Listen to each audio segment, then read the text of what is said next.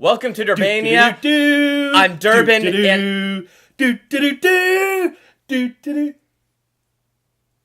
It's Indiana Jones, man. Come on. Indiana Jones.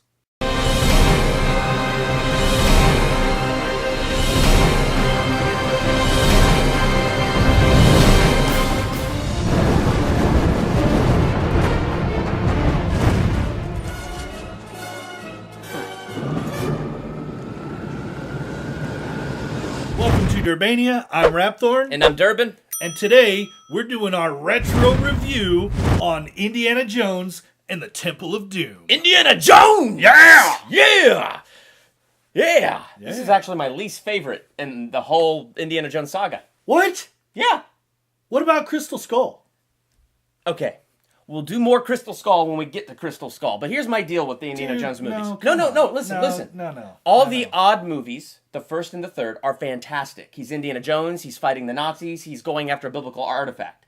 All the even movies are off a beat, and they're just kind of out there. So to me, Crystal Skull followed in that line. Temple of Doom, I don't know. I don't hate Temple of Doom. You'll see. I like it. It's just, I think of the originals, it was the most out of place. It takes place a year before Raiders, so it's the only one that goes backwards.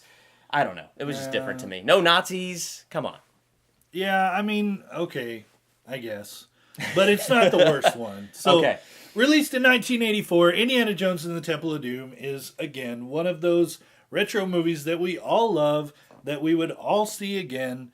You know, too bad it's his least favorite. It is my least favorite, but I was watching it last week, and every time I watch it, I have more fun than I think I'm going to have. I mean, it's not like I'm saying it's a bad movie. It's just my least favorite in Indiana Jones. I mean, who doesn't like chilled monkey brains?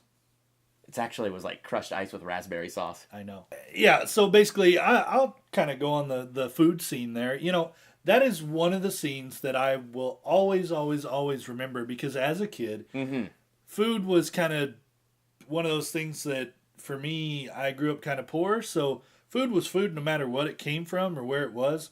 Like, I tried everything when I was a kid. So, but this movie kind of a little went a little too far. A little slapstick. You know, when they cut the snake open and all these little... I don't know, were they snakes? Were they eels? I think they were baby snakes. But snakes lay eggs, so that's why that's just so confusing. I never really quite understood it. Yeah, and then the beetles, like the guy pulls off the blood of the beetle. And just... I was like Willie in that scene, short round, give me your hat. You know, I mean... Yeah, because I'm going to puke in it. One of the things that I thought was interesting, so in preparation for this, I was actually watching the behind-the-scenes DVD. Oh, okay, yeah. And what I thought was really interesting was that raft scene in the beginning where they fall out of the airplane and they take the rafting through the water. Right. And then the mine scene at the end when they're on the mine carts and they're racing through that looks like a roller coaster. Oh, yeah. Apparently, they had originally written it, or at least storyboarded that to be in Raiders of the Lost Ark. Oh, interesting. And they didn't, have room to put that in there, which makes sense, because Raiders just has all kinds of other stuff going on. But what was interesting was when they decided that they were going to do a sequel to Raiders of the Lost Ark, one of the first things Spielberg said in that interview was he pulled that out of the drawer, dusted off those storyboards, and what they started to do was script around those storyboards so they could take those scenes that they really, really wanted and actually get to do them. That's cool. Yeah. And they're great scenes. Agreed. And I will say this, the minecart scene, as a kid, I was like, man, if they ever turn this movie into a roller coaster, it's going to be that. Any of you that have been to Disneyland in Anaheim, California, know that that's not the case, that they decided to use a Jeep. Yeah. And, I don't know, just, it's not a roller coaster, it's more of a, okay. Yeah. All right, I'm turning it. Oh, okay, we're going faster. Yeah, that was weird. Yeah, it's really just a really jerky kind of... I mean, I enjoy it. I've ridden it about 120,000 times. What a wasted opportunity that it could be a roller coaster. Oh, my gosh. Oh, my goodness. The minecart scene in this movie can absolutely be a roller coaster because, I mean, it was a roller coaster for all of the characters involved. One of the other things that I want to kind of get into is in our first retro review for Raiders of the Lost Ark, I mentioned the scene with the guy with the big sword and, Harrison Jones had dysentery, so he ended up... Harrison Jones had dysentery? Harrison Jones. World of Warcraft coming out in my my talk here. Oh, man. So Harrison Ford, Indiana Jones. Lord of mercy. So Indiana Jones takes out his gun and he shoots him because, he's got dysentery and he doesn't want to film for 3 days. So in this movie, they kind of revisit that, where there's two guys and they both have swords and they're like, ha, come on, let's fight. And he goes, ha, ha, ha. And he reaches for his gun. It's not there. So he has to actually fight them. So they actually have a fight scene. That was cool. Which I thought was cool how they revisited that. Yeah. Like, even though it was an obvious revisit scene, which is funny because it's a prequel. It takes right. place before the first time he did that. Yeah. So it just, for me, it was kind of like, okay. I get it. It was funny, but it's supposed to be before, whatever. So poor Harrison Ford in these movies. In Raiders, he had dysentery. But in this one, so that scene where, he and Willie are having their back and forth and he's hiding in his room, she's hiding in her room thinking the other's going to go to the other room. And that dude comes out of the wall and starts strangling him. Yeah. When Harrison Ford did that flip to get that guy off his back, he herniated a disc in his back. Ouch. And they kept trying to do more scenes with him, but behind the scenes, they literally had him laying on a cot. And then they would pick him up and walk him over. He would do whatever scenes he had. They'd carry him back and lay him back down. So they were actually in Sri Lanka shooting that. They sent him back to LA to have some experimental back surgery. Mm-hmm. And he was out of commission for 6 weeks. So that whole conveyor belt scene where, he's fighting that guy and the guy gets munched up in that, thing at the end. All the wide shots were Vic Armstrong, who is the stunt double. But, now he's like a movie director. Yeah. Yeah.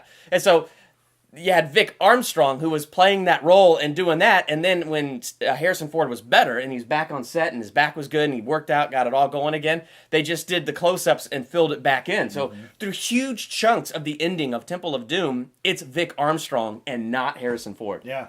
Yeah, it's really cool. Willie was super annoying in this movie. From beginning to end. Indy! I mean, I get it. She's a caricature, right? So it's kind of just tongue-in-cheek. But it just was... too over the top. It was too much. And it's not that she did a bad job. I think that's just the way it's written in the script. Yeah. So she was portraying the way it was written and all that stuff. But, I mean, I wanted to like her. I really did. My favorite scene with her was when she got dropped down into the lava pit. And she was, like, fainting. And she fainted. That was my favorite scene, because then she couldn't talk. Yeah, that was pretty cool. Short round. Oh my gosh. Wonderful. That kid was the best part. I mean, no, Indiana Jones is the best part. But other than Indiana Jones. Dude. Oh my Short gosh. round. They did not need Willie for any comedy. No, they had short round. Short round, dude. Oh my gosh. So amazing. You call him Dr. Jones. Or they're playing poker by the fire and Willie's running around screaming. And he's just sitting there short round. He's like, you cheat, Dr. Jones, you cheating. He goes, I am not cheating. I cheat little. You cheat big. Then at the end when he becomes that hero and Indiana Jones is brainwashed by the blood of the whatever that they forced him to drink. Yeah. And short round just refuses to give up on him. And he gets that thing on fire and he just, I mean, it was a desperate attempt. He didn't know that was going to work. Right. But I mean, it did. It snapped Indy right back out of it. And so like... good. Oh, that was so great. And I loved how throughout the movie, Short Round kept imitating Indiana Jones. Like, you could just see Dr. Jones is his hero. Oh, absolutely. It's awesome. Absolutely. One of the things, too, that I will always remember, other than the food scene, is the chanting. Oh, my goodness. When they're going to... when that guy goes to take that dude's heart, and he's all, Golly ma, Golly ma...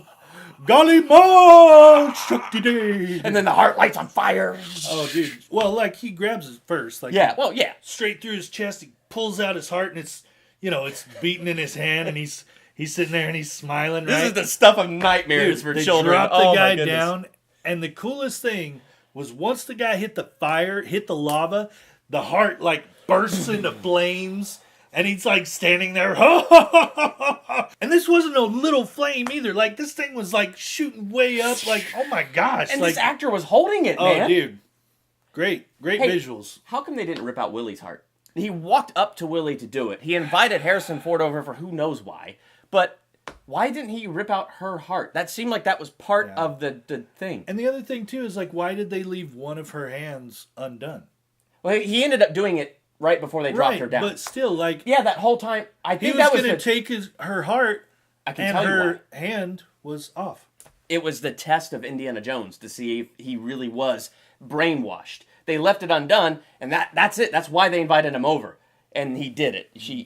And then she got really mad and spit at him. So I think that was kind of a test to see, will Indy complete this? I got to tell you too, like when he wiped the spit off of his face, and he looked at it, I totally expected him to do one of these. You know, it would have fit the tone of the movie. It would have, but I'm kind of glad he didn't, because that would have been kind of... You know what this movie did? It single-handedly invented the PG-13 rating. Yeah. Because they were going to rate it R. And Steven Spielberg fought it, because honestly, I don't think it should be rated R. For all the stuff that's dark in this movie, it's still, it's bright and it's Indiana Jones. There's still enough of that it's not like a dark, nightmarish movie. Yeah. But that's what Steven Spielberg was saying. He's like, no, this is not an R movie. So they begrudgingly did it PG. Yeah. And then apparently Steven Spielberg called up the head of the MPAA or whoever it was at that time and said, there needs to be something like PG-13 or PG-14, something in between. So we have Steven Spielberg and the Temple of Doom to thank for PG-13. Thanks, Spielberg. Appreciate it. So I think I'm going to give this movie 4 out of 5 stars. While I say it's my least favorite of the Indiana Jones movies, it's still Indiana Jones. And every time I watch it, I'm still enthralled. I'm still enthralled at the bridge where it breaks in half and he's trying to climb up and the guy's going for his heart and he's like, no, you betrayed Shiva, and the stones all burn out of the bag. Like, you know, all of those scenes, and even though Willie annoys me, there's still a lot of great things there. It's Indiana Jones. It's an adventure movie. So even though I am saying it's my least favorite, I'm not saying I dislike this movie. 4 out of 5 stars. I do like this movie. So I'm pretty much going to do the same. 4 out of 5 for me. You know, there's a few times in the movie where I'm just like, yeah, okay. But for the most part, the movie is just, it's great. Again, Willie, just over the top, too much. Yeah. Short Round does it for me. You know, Indiana Jones, he's great. The guy that they chose to do the witch doctor person, he did a really good job as well. Like, I thought he did a really great job. He was creepy. And he was good at it. Creepy. Oh, my goodness. So, you know, for me, 4 out of 5 stars as well. If you saw Indiana Jones and the Temple of Doom, what did you think of it? Make sure to let us know in the comments how many stars would you give this movie. Yeah. So let us know that. While you're down there in the comments, make sure to hit that subscribe button and check us out on Facebook and Twitter. I'm Durbin. And I'm Rapthorn. Thanks for checking out Durbania.